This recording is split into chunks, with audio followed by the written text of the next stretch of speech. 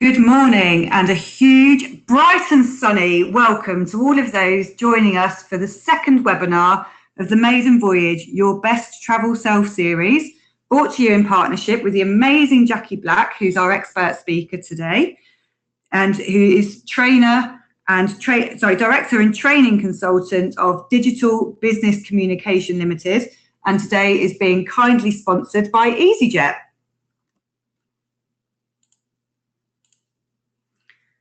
A little intro to Maiden Voyage for you, for those of you that don't know us. We are all about making travel safe and social for female business travellers.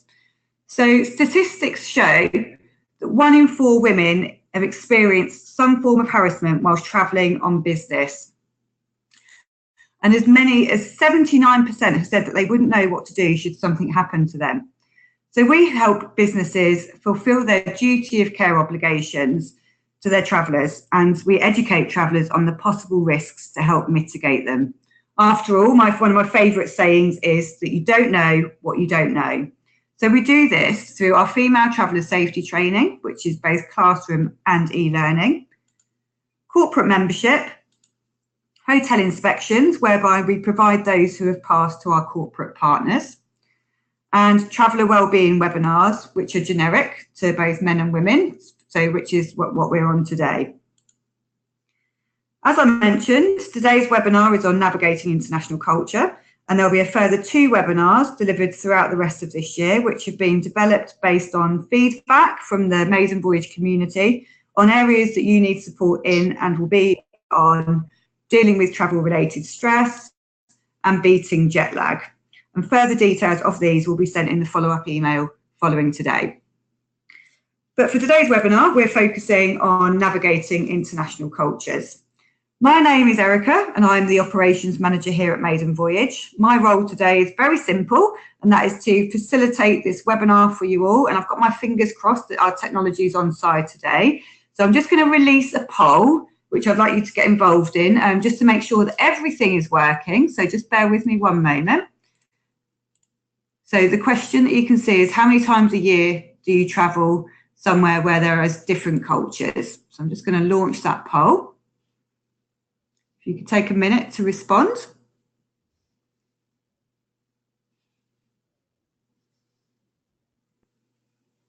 Give it a couple more seconds. Okay, right, I'm going to close that poll so we can see from there. 40% 1 to 2 times a year, 30% 3 to 4, and wow, 30% of you travel more than 7 times. That's quite incredible. It's a lot of travel and probably coming across a lot of different cultures. So that's fantastic. So Jackie's certainly going to give some top tips on that today. So I'm glad to see that the technology is working. I'm just going to talk about a little bit of housekeeping so you know what's going to be happening today. So before I introduce you to Jackie. This webinar is going to last about an hour, depending on questions, so it may go on a little bit longer if there's loads of questions. Please do use the opportunity to ask questions, particularly those of you that do travel and meet a lot of different cultures. This is being recorded. A copy of the recording will be available to you for a couple of weeks following today's webinar. Slides are copyright of Maiden Voyage and or Digital Business Communication Limited. There'll be a couple of other polls released, so please do get involved in those. It will give us a good insight into you as business travellers of today. And Jackie is going to give you lots of top tips and practical advice to take away and put it into practice. Everyone is different. Everyone's got different experiences. So therefore, if you do have a specific question, please do so, and we'll come to those towards the end. And just please don't be shy. Please do put them forward. To do this, you simply write those in the question box and you can submit those. If you'd like to remain anonymous, please state that in the text box as well. I know we're all super busy, but if you could just allow yourself just this hour and invest that into yourself, and it will help you with future travel as we go forward. So let me introduce you to Jackie. Jackie is an experienced business trainer with a background in communication, interpersonal and intercultural skills.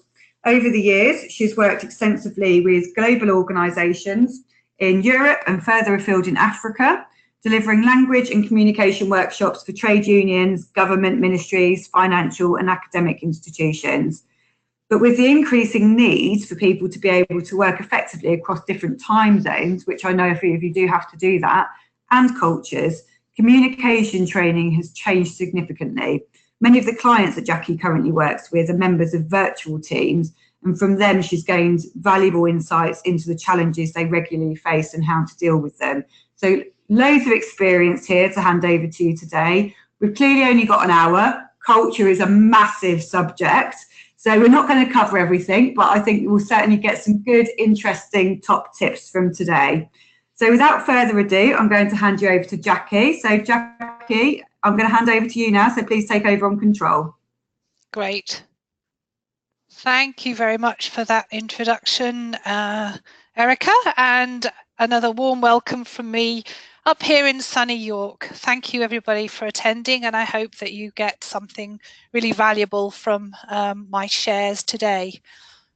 I'd like to start, if we could, actually with another poll, just to get us thinking about being more culturally aware. So the question is, would you call yourself culturally sensitive? Meaning, do you actually think much about culture and the differences that you might encounter when you travel or before you travel? So, sure, I'm just releasing that poll for you, Jackie. Thank you. It's a good question, actually, because I suspect, I'm not sure if everybody is sensitive to that culture. Do they think about it even? So 100% of the time. So it's interesting. So we've got the votes coming in now. So everyone should be being honest with this, and it's completely anonymous as well. So I'm going to just take a second. So I'm going to close the vote. I'm going to give it 4, 3, 2, 1. I'm going to close that and share that with you. So you should be able to see those results there. Okay, that's looking good. So 10% are definitely, but a vast majority of you think probably. The probably is, I should imagine, because you haven't had the time in all that business that you're involved in to think that much about it. So hopefully today will give you that opportunity to reflect more on what it means to be culturally sensitive, and in the long run that will of course make your life as a traveller a lot easier. So thank you for that. Close the poll, Erica. Yep, sure, just bear with me 1 second. I'm just closing that for you. Okay, back over to you. Great. So I'll just quickly run through my agenda. As Erica has already said, culture is a massive subject, and today we can only really scrape the surface of it. But I'd like to think a little bit more about what culture really means. Then there are some good dimensions that intercultural theorists have put to us that I think are useful to have a quick look at, followed by a little bit about how our communication can be impacted by culture and what we should think about when we're communicating across cultures during business hours.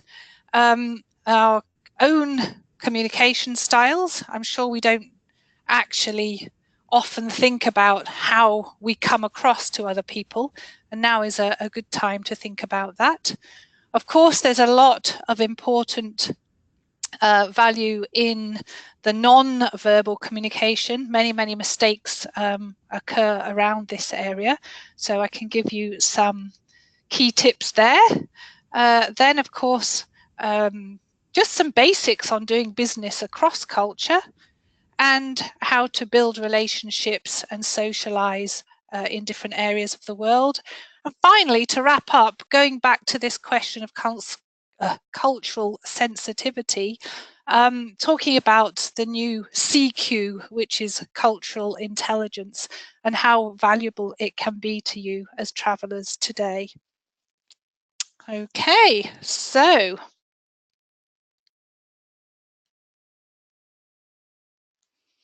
that question, what is culture?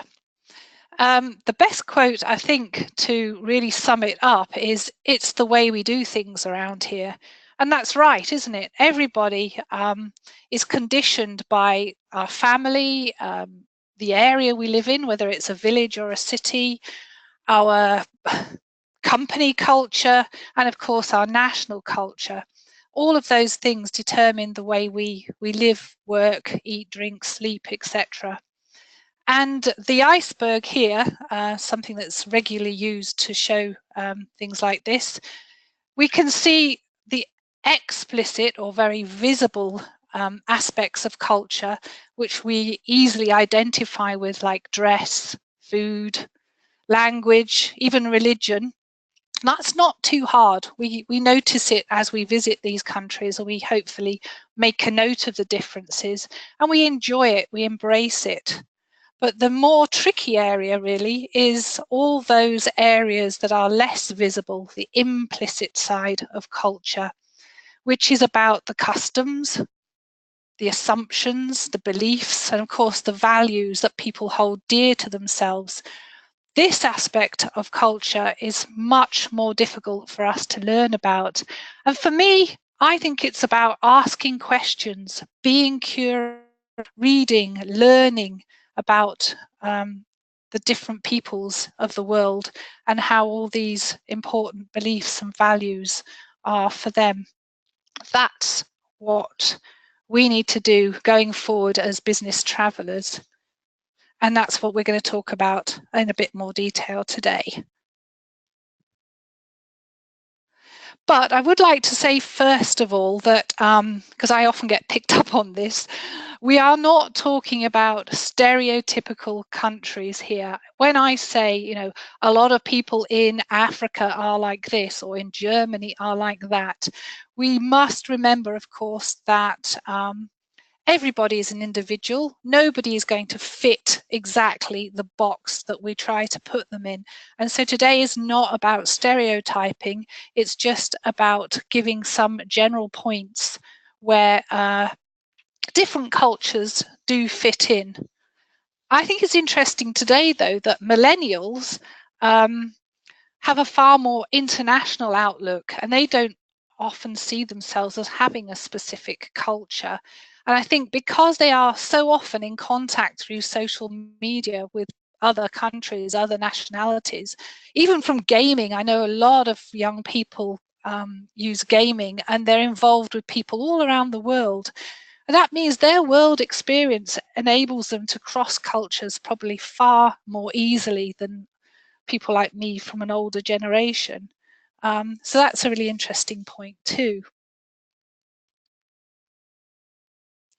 But there are clear cultural dimensions, many of them, and there are theorists who I will mention in my reading list at the end of the presentation, but I'm just going to pick on 6 today that I think are interesting and useful to give you some clues to culture and how it works. The first one, individualism versus collectivism.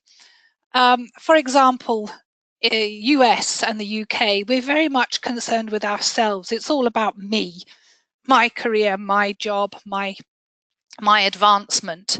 And so for us, we think in terms of ourselves as individuals, but in other countries like Malaysia, sorry, not countries, but in Malaysia, India, places like that, they have a different approach. It's collectivist, or the group mentality, where decisions are made as a group and not an individual. But we'll go into a little bit of that later.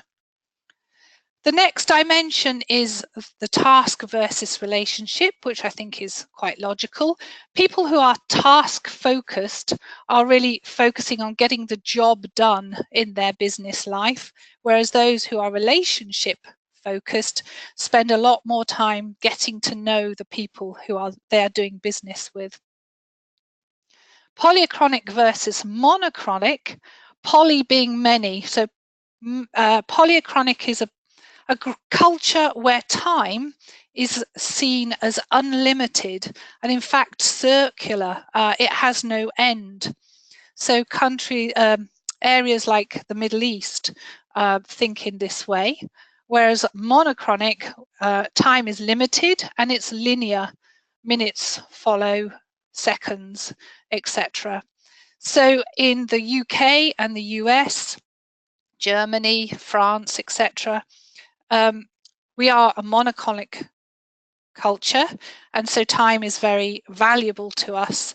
The big difference, again, as I said, in the Middle East, for example, it doesn't have that same value, which is why quite often they are late for meetings, meetings run over. They also multitask a lot. You could have go to visit a businessman who is doing 6 different things at the same time, doesn't seem to be concentrating on you, but in fact he is. It's just a different way of working. Moving on, situational versus rule-based. I think rule-based is easy to understand. Countries like ours, where we have very structured society and we follow rules quite closely. In contrast, situational cultures believe that things just happen and we react depending to a situation rather than depending on a rule. High versus low context. In this area of culture, we're talking about implicit or explicit meanings. For example, high context cultures are very much interested in the implicit message behind what's going on. And they value relationship building.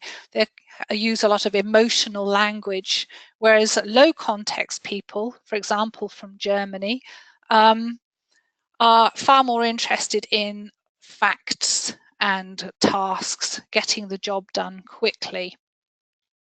We will explore this a little bit more in detail shortly. Finally, direct versus indirect. That's the way that people communicate. It's about, of course, being black and white or a little bit more fuzzy. Okay, so the next slide, I think, is linked, obviously, to these dimensions. It's thinking about the way we speak to each other. As a communication trainer, it's an aspect of culture that I think is really, really important. Often it's not what we say, but it's the way we say it that makes the greatest impact. I don't know if you've ever even noticed this when you're talking to people from other countries, but there is a definite style of turn taking. So looking at these strange images here, in the first example, speaker A speaks for quite a long time, giving his impressions or opinions, and then there is a short break and speaker B takes over. That break is not particularly voiced. We just understand when it's our time to speak. And then they hand back to speaker A. This is very typical of countries like Germany and the UK. In the second example, the speaker A has a much shorter time for speaking, and then there's quite a big gap, a silence, before speaker B responds. Now, this is really interesting because for the British, this feels really uncomfortable, and we have a tendency to jump in and fill those silences. But that silence to speaker B is showing respect for what speaker A has said, and of course, taking time to give a good answer. I found this out the hard way when I was working with a group of Finnish academics. I was training one-on-one in a small room. I asked a guy a question and he didn't answer for a long time. Well, it seemed like that to me. So of course I asked him if he understood what I meant, and then I tried to explain a bit more about what my question was all about. And this went on all day. And at the end, I was exhausted. I found it really difficult. So I asked a couple of colleagues if they were having the same issues with our Finnish colleagues, and they said yes. So finally, we asked the Finns if everything was going okay and, did they understand us? And it turns out, of course, that the Finns are very much used to speaking in this style too. So the silence was them showing respect for our question and then making sure that the answer they gave was a good one. So that's a really good tip if you're working with Scandinavians. And Japan, actually, it's the same in Japan. Finally, number 3, I think you can probably guess which cultures would speak like this. It's the Latins. So it could be Spain, Italy, anywhere in South America. And this looks to us chaotic way of speaking because speaker A starts speaking, not particularly in a structured way, and speaker B is quite happy to jump in and talk over the top of speaker A and go off in yet another direction. This is a really interesting way of talking, but of course for the Brits, it's really difficult to join in because we're not comfortable with that style. So this is something you should also bear in mind if you're working or negotiating with people from cultures that speak in this way. The final line at the bottom is what we would call the kind of international standard. If we were all to speak the same language in the same way, ideally we would speak for a while, but then give a verbal handover, a signal to our co-locator to know when they can speak. So it would be something like, and what do you think about that? Or what's your opinion? And there's a very obvious handover. And this would make international English or international communication much easier. It's something that we train people to do, but of course, it's pretty challenging when you're not used to it. So a quick tip at this point, don't wait to be asked for your opinion in countries like Italy and Spain, because they actually think it's rude not to jump into the conversation with your opinion. It suggests you're not interested in what they're saying. So I think this is something quite key if you're working with the Latin speakers to remember. So I just thought, it's time to take a moment of reflection on your own communication style, because when you go off to do business abroad, are you aware of the impact your communication style has on other people? Probably not. This isn't a poll or anything, but I think it's really good to reflect for a moment and maybe ask your colleagues when you go back to work what they think of your communication style. I mean, I was thinking about me again now, and I would say I'm quite indirect. I'm also complex. I can't really make short sentences, which annoys some people. I like to think I'm relationship focused. I like to listen. I like to build a dialogue with people, and I'm quite emotional in the language I use. Now that would fit perfectly with a high context culture in the Latin countries, which is probably why I get on really well with people from those countries. But of course, it wouldn't be so easy to communicate with people from the low context countries who speak more simply and directly. They find that a little bit irritating. So what I'm saying is, once you've worked out what your natural preference is, think whether it really works with the people who you're communicating with at the time. Do they communicate in the same way as you, or are they really different? If there is a big difference, would this cause a clash? And if so, would it help if you changed your style a bit? I think being global, that's a really good skill to have, to be able to adapt your communication style, and it should help to avoid conflicts in communication. So that's a good one to take away. So I'm going to go back to those 2 dimensions of high and low context here. In relation to communication, it's quite good to know that high context people love stories and anecdotes. So let them have their time. Let them tell you their stories, even if you think it's rather a waste of time. They're also very keen on avoiding conflict and maintaining harmony, which means that quite often they might say yes to something when actually they mean no. They just want to avoid saying no to you to make everything harmonious. It's important too that respect comes from formality. That means using titles correctly and not being too casual with your language. But the most important point, I think, is that people need to like you, to trust you in those cultures. So they need to get to know you. And often it's all about the network for doing business. On the contrary, of course, you can see here the low context cultures. It's all about facts and figures. They're not really worried about small talk. And openness, transparency, honesty and integrity. Not to say that the other cultures don't value those too, but it's less obvious to you when you're doing business with them. And you should focus on getting the task done. But credibility is what will lead to respect in this culture.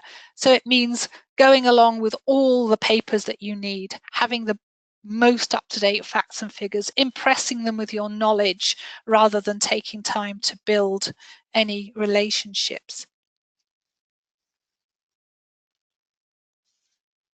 So another quick tip then, don't waste time making small talk with people from low context cultures like Germany.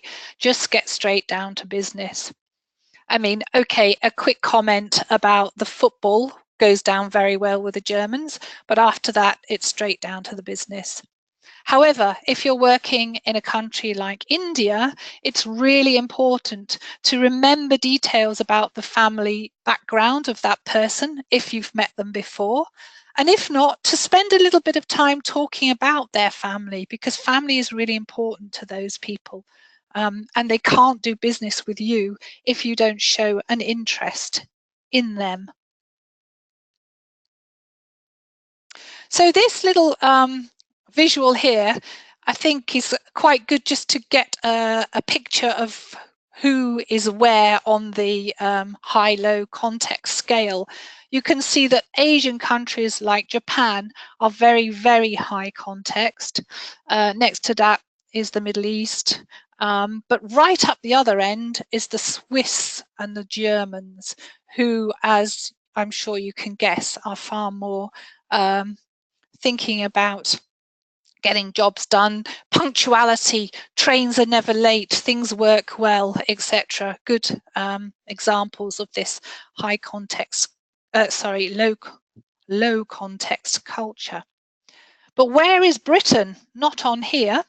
It's actually between America and Australia.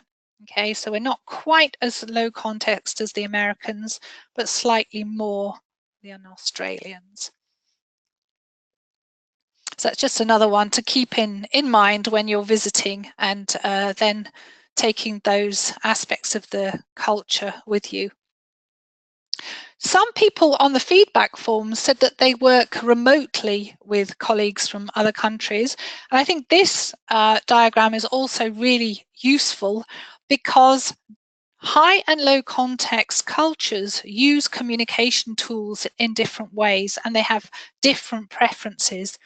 As you can imagine, those who want to build relationships, like, for example, the Japanese and the Russians, in fact, will prefer that you make contact with them face-to-face first, obviously.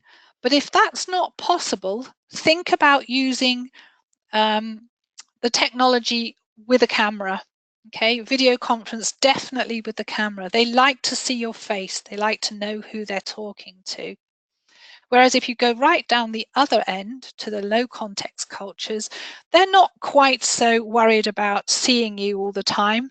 And it's about getting jobs done quickly and efficiently. So email or even text and WhatsApp are perfectly okay once you've probably met them once or twice. So the next tip, Low context cultures are happy with short, impersonal messages. You don't need to start your email with a whole lot of small talk. And you can, of course, just use very quick instant message, WhatsApp, etc. But if you can't meet face to face with high context people, using the phone is the second best option rather than mails. They don't like answering mails so much. Okay, so moving on to non-verbal communication, which can be equally as important. Handshakes. We like in Britain, I think, a good firm handshake. It shows that you're a good, strong person. But interestingly enough, in Africa, it's completely the opposite. I don't know if anyone's had any experience, but it's all about the limp handshake. Apparently, you don't hold a person's hand for long, and definitely not with any strong grip. That shows that you're being overly personal. Another interesting point, of course, is eye contact. In some cultures, it's regarded as rude and even hostile. So, of course, places like Iran and the Middle East, it's not the done thing for women to make direct eye contact. Gestures and touching, again, another area to be very careful with. Touching is common in the Middle East, but you will see in public maybe men holding hands or at least linking arms with each other, and women doing the same. But of course, men and women, it doesn't happen. An interesting point I discovered, the head is a very sacred part of the body for China and other Asian countries. It's very disrespectful to touch a child's head, for example. I'm sure you don't go around doing that sort of thing all the time, but you might inadvertently see, I don't know, a young child in the street or something, or be introduced to the children of a family, but just be careful with that one. Of course, using your left hand for eating in Muslim countries is a definite no-no. So if you are left-handed and you're invited to some kind of banquet where people are eating with their hands, you're going to have to do it with your right hand. And just a couple of things, winking in China is rude, and in Latin America, it's seen as a real come on. So just be aware if someone's winking at you. And the OK sign with your fingers can mean something completely different in countries in Latin America. So I'd probably avoid OK anyway and just use the word. Moving on, personal space. This is interesting because high context cultures stand much closer to each other because they see it as a shared space and it's about being friendly. And so this is why in crowded places like Japan, they don't think twice about kind of bumping into you. They never say sorry because it's just natural for them. So that's an interesting thing to note, especially if you're in a crowded train station or on a bus. And finally, silence. Silence is golden, but not to everybody. It has many different interpretations. We've already said that in Finland and in Singapore, it's respect for a speaker. But in Egypt, it can signify that you agree with someone on something. But in Greece, it's completely the opposite. It means you disagree with someone. So watch out for that one. A few more taboos here. I don't know how many of you people know this, but feet are regarded quite often as being unclean. So when you're sitting with your legs crossed, men or ladies, just be really careful not to have your shoe or your foot facing the person who you're meeting. This is regarded as a very impolite in India and Singapore.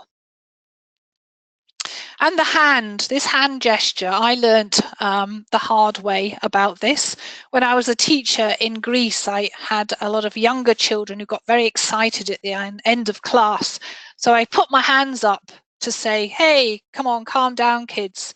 And I was met by a gasp of horror and silence, and they all ran off. And I thought, oh, that's good, that worked well. But then I was talking to the secretary about why this had happened, and I discovered that this sign is very rude, and it means get lost in the politest terms. It's called the mutsa. So in Greece, the Middle East and Africa, this is a sign which you should not use at all. Interestingly, folding your arms in Finland is a sign of arrogance, so try not to do that if you're in a business meeting. Thumbs up in Greece, and Australia and some parts of the Middle East means up yours, to put it politely, so I would avoid that one too. And quite interestingly, shaking your head in Bulgaria and in Greece, which we would take to be a refusal for something, is actually the opposite. It means, yes, I agree with you. Beckoning with your hand for someone to come towards you, avoid that in the Philippines, because that's just to motion a dog to come to you. And of course, that's not a polite term at all. The same in Slovakia, East Asia and Singapore. But in the Philippines, you could actually get arrested. So it's a really big taboo over there. So let's move on to doing business across cultures. Obviously, it's all about the first impressions, because you can never go back on those first impressions. And that means knowing about shaking your hands, which we've just talked about. It could be that you should bow rather than shake hands in countries like China, and know what to do with a business card. It seems now that business cards are going out of fashion in some countries, and I've been told by my youngest son that because of GDPR, he doesn't have one because it now gives people access to his information. So this could change, but at the moment in Asia especially, the business card is the most important sign of who that person is. It shows their qualifications, their title, their rank, everything. So you should receive their business card with two hands, take time to read it, absorb it, and never ever, gentlemen, put it in your back pocket, because that will mean that you're about to sit on that person, and that's a huge sign of disrespect. Normally, you would put it down in front of you at the negotiating table or the business table, and keep looking at it to show that you have respect for that person. Similarly, give your business card with two hands, with the words facing the person you're giving it to. Okay. Sounds really complicated, but it's just about having a respect for a business card, I suppose. And I was thinking that's interesting, because if you don't use a business card, but you look on social media, LinkedIn profiles, for example, should we now be tailoring our LinkedIn profiles to fit the cultures of the people who we're working with? That's one to take away with you and reflect on. Also, observe how people communicate with you. If your first contacts with them is via email, how do they address you? Are they very formal? Are they quite casual? Because this will show you how to move forward. The level of formality is probably within that first communication. And what is their preference? Are they people who continually, like low context cultures, use written communication, or is it all about using the phone? Be aware of business traditions, about business dinners, for example, gift giving, which we'll talk about in a minute. And really, it's about investing time. Don't rush through the business relationship too much, because it might take longer to get through the decision-making process than you first thought, especially with the high context people who will not do business with you straight away. And remember, no doesn't always mean no, the same as yes doesn't always mean yes. Think carefully about the way you phrase your demands or your business propositions, because you might not get the answer that you were expecting. I think India is a great example of that. When someone says yes, yes, it usually means either no, I can't do that, or maybe I can, I need to go away and think about it. So don't take them on their first word.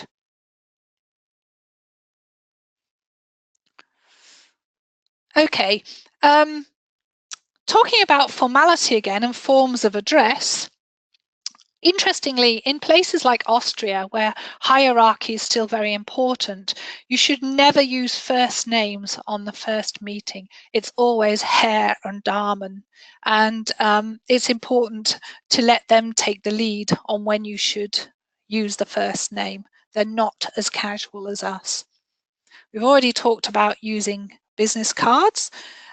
But one final point, never write on someone's business card, because again, defacing it is a sign of disrespect.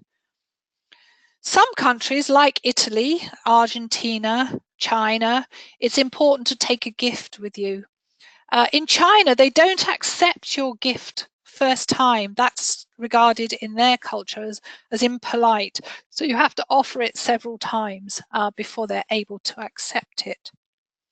And expect, again, in countries like China, to have to sit through a lot of long dinners, but never try to conduct business over a meal in China. That's a real no-no.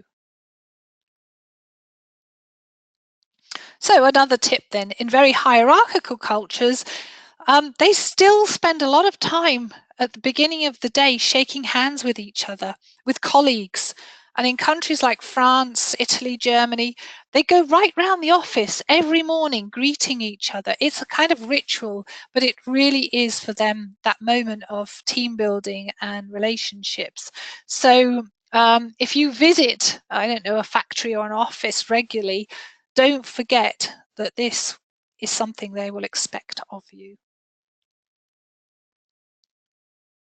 Okay, so now we're into the area that's less visible in culture, the one where you have to really work on finding out the differences. So human relationships, I think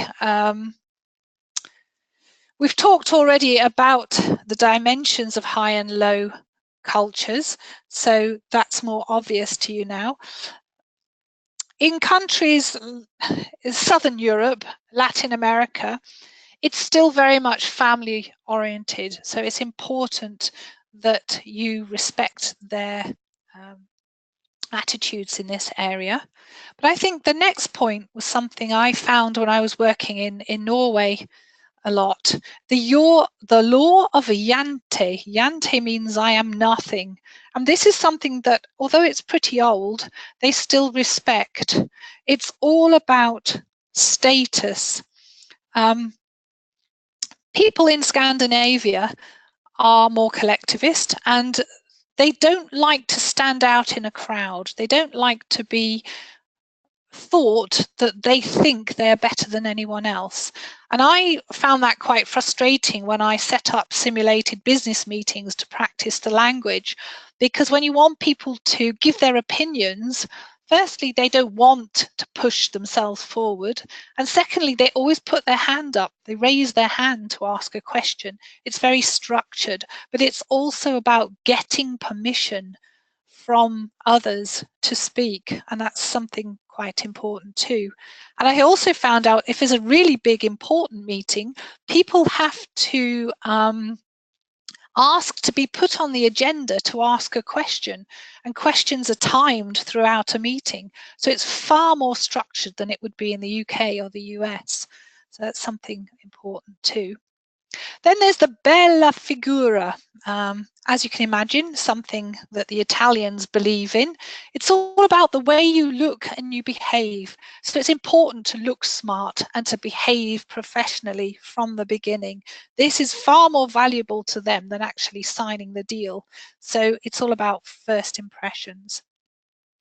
Saving face, I'm sure you've actually heard of before, but the meaning, what does it really mean?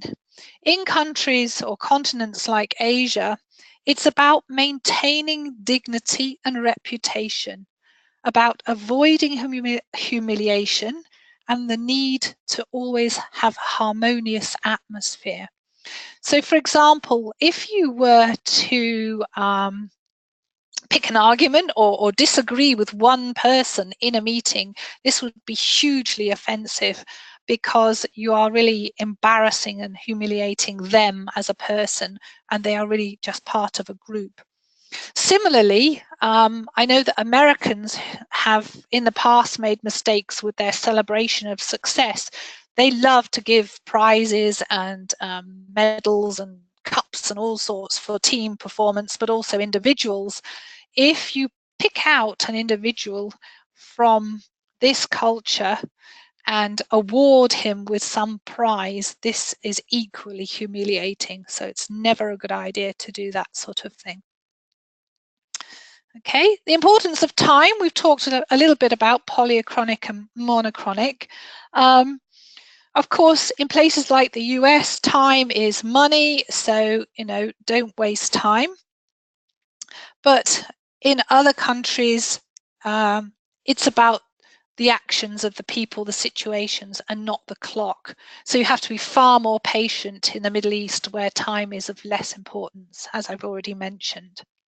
Again, we've touched on situational rule-based people, but I think it's interesting to know that in India, despite their colonial background, rules are made to be broken.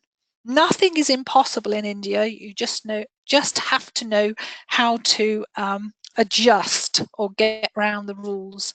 So that's another good one to know about. And finally, on this list, attitude to risk. I think somebody again put in the feedback that working with certain countries, it was difficult to get them to make decisions. And that is quite often related to their attitudes to risk. Countries like Japan and Switzerland, where everything works really efficiently, then it's because they have a low tolerance of uncertainty.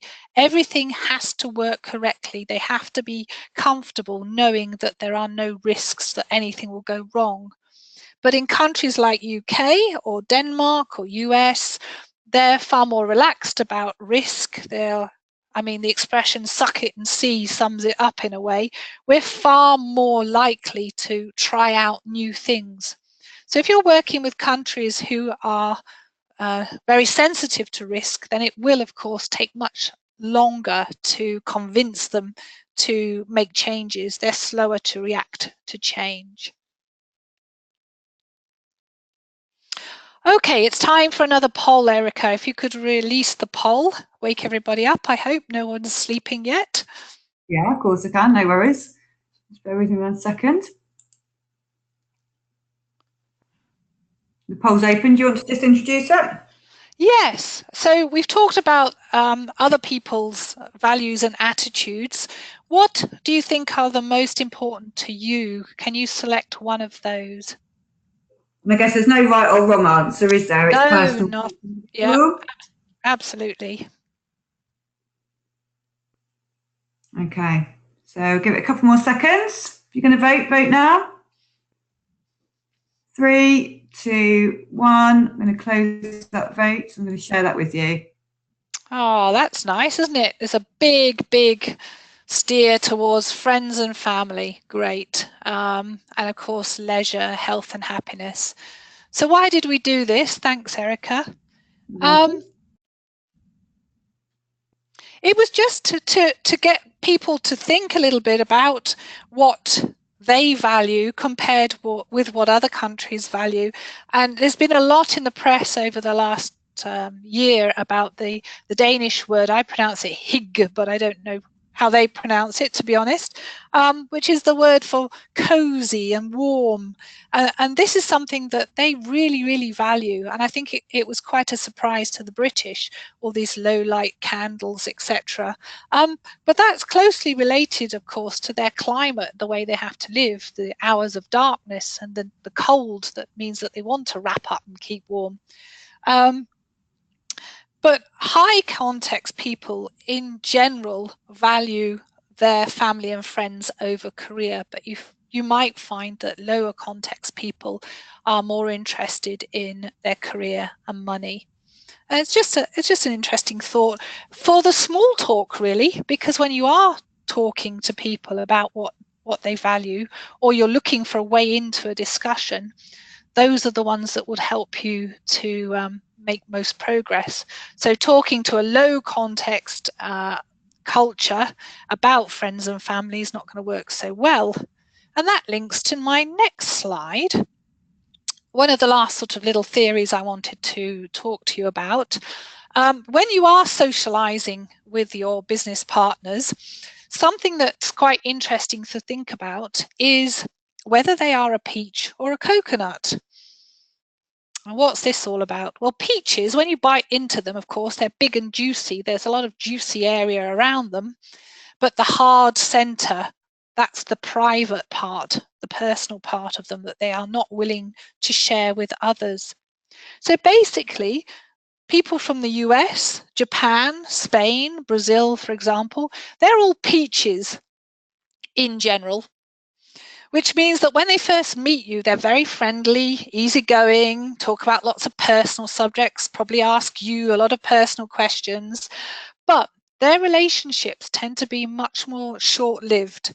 So don't think that you're going to be best friends with them. For us, they seem rather superficial at times because we, the Brits, are very much coconuts, along with the Russians, the Finns, and in fact the French, meaning that we're not that happy to discuss our personal lives on first contact. It takes time to break through that hard shell to get to the inner us. Okay, but it's interesting because coconuts generally keep home and work life very separate, and they're very aware of not invading people's personal private space. They're more careful with their questioning and getting to know people. It takes much longer to get to know a coconut. So what's this to you? Then it's important when you're trying to develop relationships with people from other cultures, if you can work out whether they are a peach or a coconut. Maybe they're a mix of both. You don't have to be one or the other, but it helps you to think about what topics you can discuss and how to really get through to them.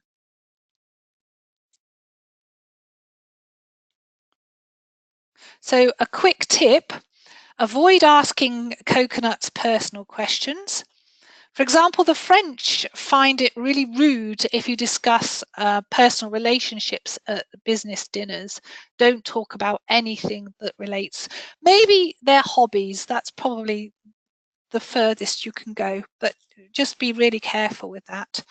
I actually made a mistake earlier in the week. I don't know why, because I've been doing it for such a long time, but I started off an icebreaker at the beginning of a communication session with two French people, and I asked the lady, tell me something about you, not your business, not your role in the company, but you. And she was completely flustered and she really didn't know what to say, and I felt really embarrassed. It was a very stupid thing to do, and I won't do it again in a hurry. But that's just a clear example of what can happen if you do that type of thing. So dealing with these differences, I think as a roundup here, don't be quick to judge. There was a great little quote I found actually on LinkedIn earlier this week from a guy in America, and it talked about savor the similarities, really make the most of those, but was it savor the similarities, understand the differences, but embrace the change that you need to make when you're working interculturally. You need to really take time to build relationships, as I've said many times during this talk. Choose your small talk really carefully and try to get to know what makes the people you're doing business with tick. Don't underestimate the value of trust in the relationships. Another set of quick tips here. It's frowned upon to eat on public transport in countries like Singapore. And in fact, it's interesting because the French, who enjoy their food so much, the same Italians, they don't like the way we run around at lunchtimes eating sandwiches and not taking time to enjoy our food. So that's quite important too. In Japan, you never leave a tip in a restaurant, where of course in the US it's an absolute must. And for dinners, in China, for example, you would expect a lot of bowing, applause, speech making, and you must never leave the dinner before your host, and definitely don't take the last piece of food on the plate because you will be seen as greedy and selfish, which is quite difficult if there's only one piece left, but it's better to refuse than to take it. Okay, here is just a whole load of different little tips.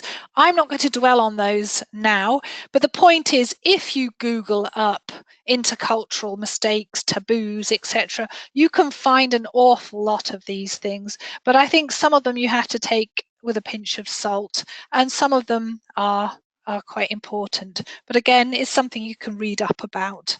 I'm not going to dwell on it right now. However, just to round off this section, what could go wrong? Yeah, taboos, people can be lenient with you if it's not something really offensive. But on the other hand, you can't always rely on people's good nature.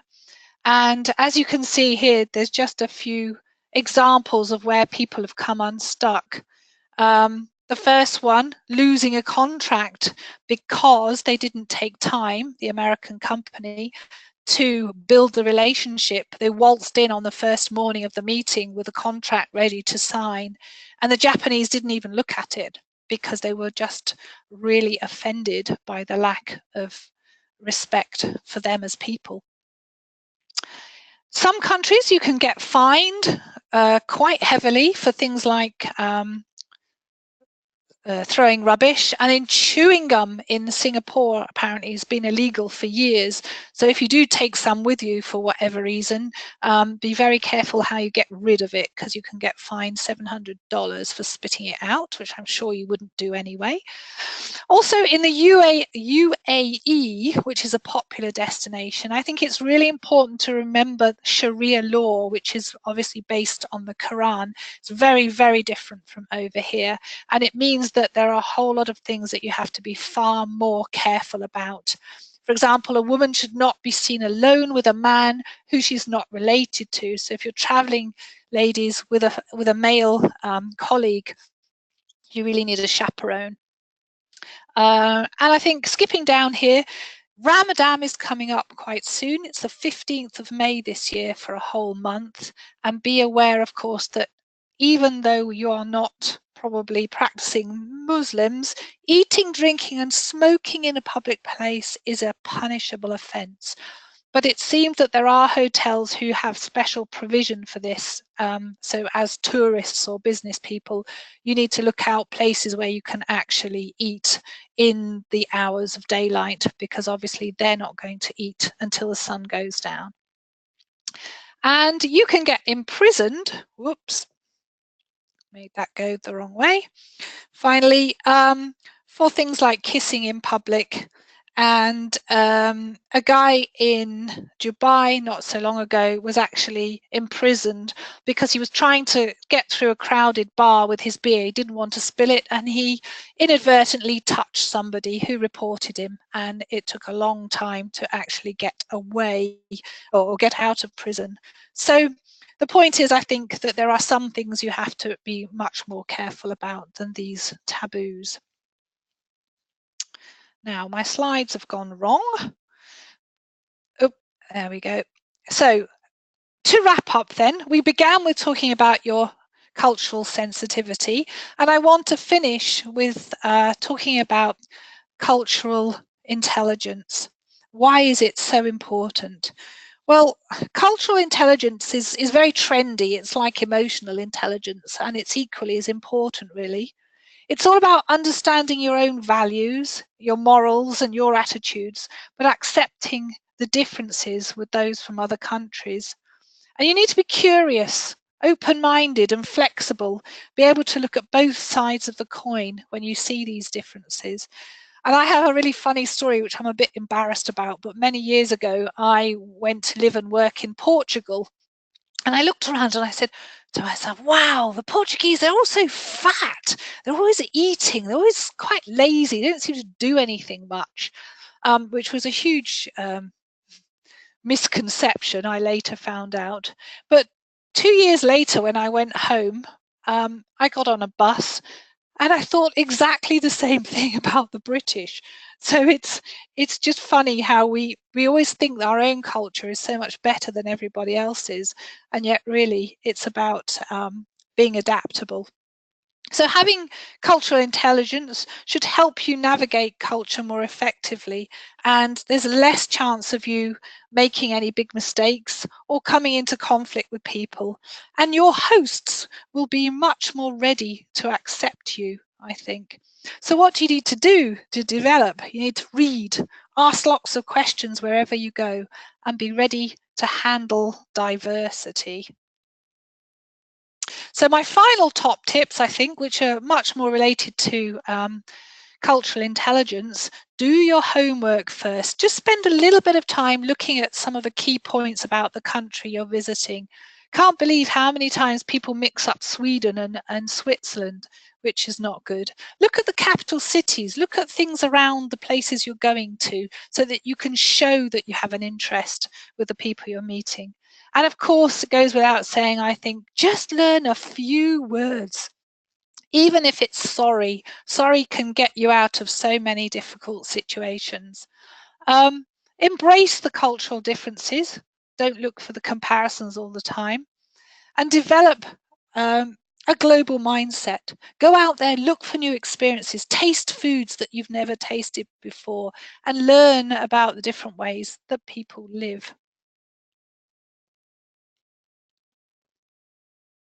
So thank you very much. I don't know if you have any questions. I know I've run over time now. If there's anything that I haven't covered, because there is so much to culture, and you'd like to ask me something offline, then my mobile number is here and my email if you want to drop me a line. Thank you. Fantastic. Thank you so much, Jackie. Feel free to send your questions in, everybody, and we'll come to those. I know that you've got some suggested books as well to read, Jackie, which are available here. There's Kiss Bound, Shake Hands, which we're also familiar with. So is that something you'd really recommend? I do, if you want a quick, thorough list of examples for business. They're up to date and really easy to remember. The second book is far more in depth, but it's very clever. It's very interesting. It talks about a lady who went to live in a completely different culture and how she tried to set up her afternoon teas and how it didn't work. And it's a really interesting exploration. But also, of course, the websites at the bottom, Google things. There's so much that you can find out. The CIA World Factbook, people laugh, but they're spying on people all the time. So they have the best source of information ever. So you can find out a lot of things there. And of course, our own UK, what do you call them? The Home Office, different websites tell you a lot of things about the countries you're going to. And then my favourite interculturalist, Geert Hofstede, who's alive and well and asking lots of questions of people all around the world, doing surveys that come up with some very, very interesting things about cultural dimensions. Well worth a look at. Fantastic. Thank you very much, Jackie. And I will be sending these links out in the follow-up email, which you will get later this afternoon. So I'm just going to progress. So please, as I mentioned, do send any questions in. I know there's been so much covered in this 1 hour. It's a complete minefield is what I've picked out from it, Jackie. And also I think the key thing, because you just don't even realise even, European cultures, how different it can be, never mind the more further afield cultures. So it really is interesting. I think the key thing is obviously, like you say, do your research on that particular country that you're going to. And I don't think you can underestimate, one, the importance of getting it wrong and the impact. I know business deals that haven't gone through because of somebody not doing their research. And also you can't underestimate the importance of getting it right and the impact, because if everybody doesn't bother and you're the one person that does, you're obviously going to stand out from the crowd, aren't you? Yep, absolutely. So I'm going to just finish off just by mentioning that we've obviously got our next webinar on dealing with travel-related stress on the 12th of September and how to deal with and beat jet lag on the 5th of December. Again, I'll be sending out the details on that. And here's our email addresses, website addresses for Maiden Voyage and yourself, Jackie, digitalbusinesscommunication.com. Thank you. So if you're a woman that hasn't already signed up as a member, you can do so via our website. So you get lots of top tips and advice, and our newsletter just goes out monthly, and it has competitions. And I think at the moment as well, there's an ebook as well that you can download through our website, which is available. So it's on the right-hand side of the website. So you do feel free to get that. I'll send you the link to that as well. And of course, we're on all of the usual social media channels as well. So please do follow us on those, and of course on Jackie's. Now, I do know that Jackie will be doing a competition as well, so that information will be in the follow-up email. Like I say, that will be sent out this afternoon. I haven't had any questions come in, so I guess that means that you've answered everything, Jackie. Let's hope so. I think, like I say, the key thing is to go through and do research. So if there isn't any questions, I'm going to close today's webinar. Like Jackie said, please do go to her directly, should you wish to do so, and look out for the email and the recording link that I'm going to send you later today. So without further ado, I'd like to say a massive thank you to you, Jackie, for your time. I personally found it really interesting and eye-opening. And thank you to all of you who've invested this hour into yourself. Have a great rest of your day. Enjoy the sunshine. We don't get it much here in the UK, so do enjoy it. And wishing you all the very best for the rest of the week, and safe travels to you all. Thank you. Thank you, Erica. You're welcome.